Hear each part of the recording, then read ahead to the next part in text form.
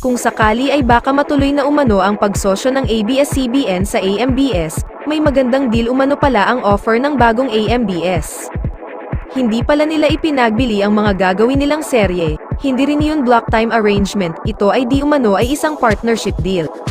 Ang offer ng nasabing network ay sila ang gagawa ng produksyon lalo nga't kanila ang mga artista, ilalabas naman iyon ng AMBS sa kanilang free TV channel at share sila sa magiging kita nito.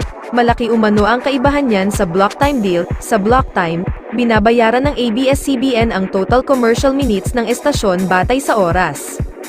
Nagpaabot na ng mensahe ang kampo ni Villar sa kampo ng mga Lopez para sa isang posibleng pagsasanib puwersa ng kanilang mga istasyon.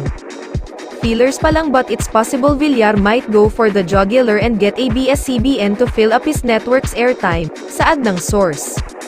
Dagdag pa ng isang source ng ulat, sinisikap ng kampo ng dating senador na timbangin kung interesado ba ang pamilya Lopez sa pakikipag-alyansa sa kanila dahil maaari itong paraan upang mailabas muli ang mga shows nila sa Channel 2 na dati nilang tirahan.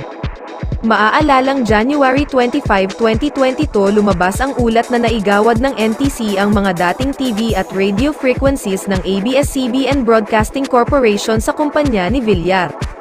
Bahagi ng pahayag ng NTC, pagkatapos ng teknikal na pagsusuri ng kahilingan ng AMBS para sa isang simulcast channel, ang Channel 2 ang ipiner na analog channel sa Mega Manila ng Digital Channel 16 ay pansamantalang itinalaga sa AMBS.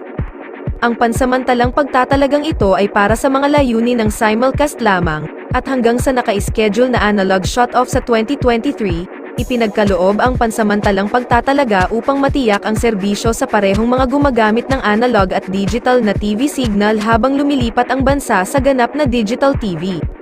May mga sumang-ayon at nagkomento mang ibalik na lamang sa ABS-CBN dahil sila naman umano ang orihinal na gumagamit nito. Marami din naman ang hindi pabor kung sakaling magkaroon ng partnership sa pagitan ng ABS-CBN at AMBS. Ayos na umano ang partnership nito sa TV5 at GMA Network at hindi na kailangan pa ang AMBS. Samantala, ayon sa naunang ulat ay open naman ang Kapamilya Network sa iba't ibang collaboration sa iba't ibang istasyon.